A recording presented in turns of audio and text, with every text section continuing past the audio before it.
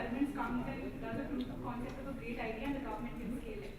So I think that social entrepreneurship, like Sir rightly said, an enterprise also has people that are 100% committed to what they're doing and they have the ability to experiment, which is not that high in a government setting. I definitely say that governments in fact are very open to now with enterprises coming up with solutions proving that they are working, and the government is very willing to scale it. So I think the two can coexist. I don't necessarily think it has to be one or the other. Also, the targeting in our context is very contextual. We target very seriously with the group with whom we work. I'll give you one example, like the street food festival which we organize. We get so much pressure from caterers, from people known to big people that they should be allowed to put stalls. We said no, only the practicing food vendors can be allowed. Now, for example, we are doing survey for government of Bihar, and we also are doing for other places. We make sure that only the street vendors are part of the survey, that they should be given the space. What happens, there are, as you rightly said, there are so many welfare programs, there are so many programs going on. Many a times targeting is not there. It doesn't go to the right people who actually need that. That is important.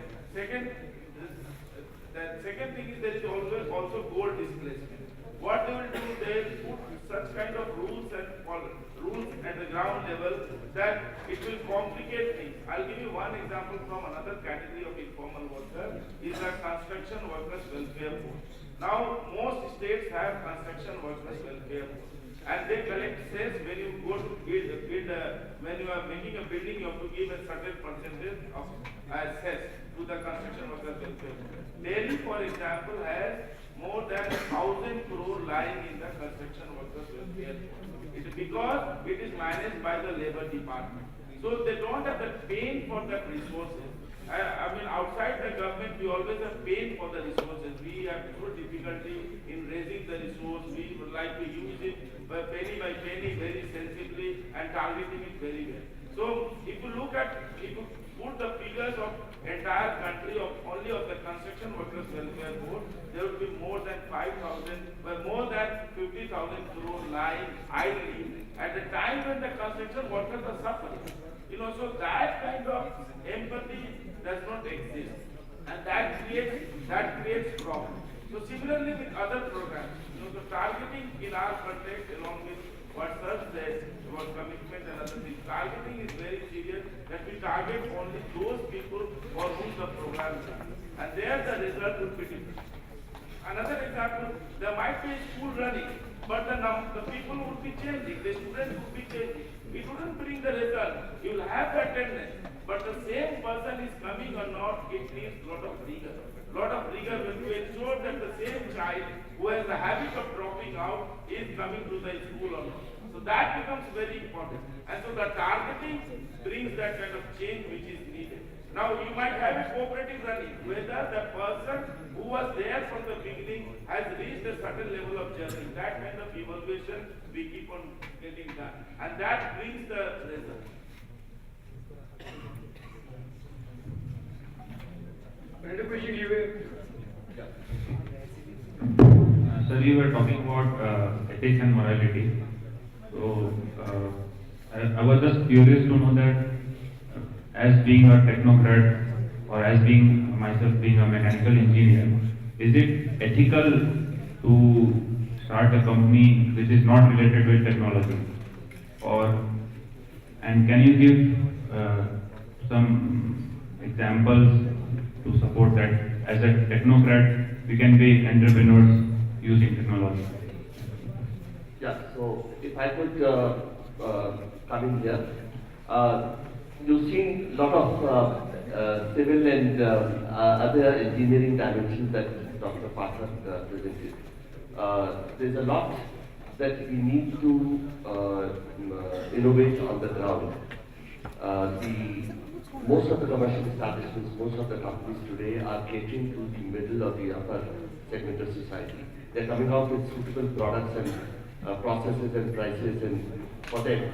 But there is not enough thought, innovation taking place on the ground And if you look at the products for the poor, like we did the weather index insurance product, or when we found out how we can use molasses to use the waste molasses to enrich the soil and improve productivity, or systematic rice intensification, how you can improve.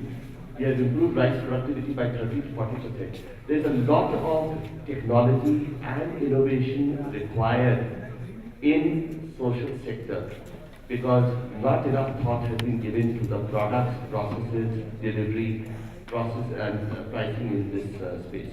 So, and my chairman, he was the electrical engineer, he talked here, he talked in IIM Ahmedabad, and he has made sure that every employee of Basics carries a laptop, carries a data card, carries a mobile, and is constantly trying to find out innovative ways to provide solutions to the poor. So, plenty of scope. There is no problem that you are a technocrat and that you are not fitting to the rules. We require lots of technology and technocrats in social space.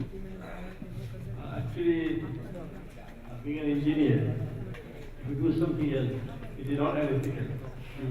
It is ethical to do anything in life. Only I meant that one thing made in Japan, one thing made in China. Which is ethical or unethical, you can decide. As a buyer, you go to a shopkeeper, a shop, and say, this is made in China, you have something in mind, you can found made in Japan. One country, made in Japan, made in Germany, made in England, the whole country, irrespective of any company, which country is made, but whole nation can acquire such ethics in the business that the moment you say it is made in Japan, it's very good. And the made in China, oh, not good. You just see. So that is the ethics.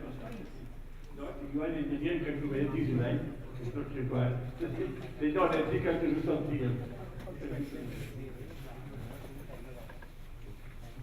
I think. Actually, I'm confused. Like, it is good to combine my talent to serve the and the intention to serve the society. Or actually, I'm like ethically confused. Like, should I use my talent at which I'm good at it, and to convert them into such a social entrepreneurship, and either I should take up a serious task so that I can, for example, I want to do something which helps the society, and I have two options: either use my talent or a path which I don't usually want to do, but make a better society. I'm confused between them. I couldn't follow the question properly, but anyway, talent is the most important. You have seen what I have shown you. I'm not a scientist, I'm not an engineer, nothing. But I designed a project in Kabul, which is functioning very well, even different went down to my study recently. 50% of the talent. Talent is the first thing you have to apply, your talent. That's it.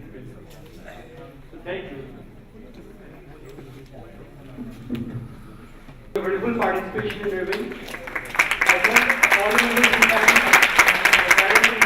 the give them a huge round of applause once again. Last but not least, thank both the SW and NSSI Delhi for having organized a wonderful event. Thank you.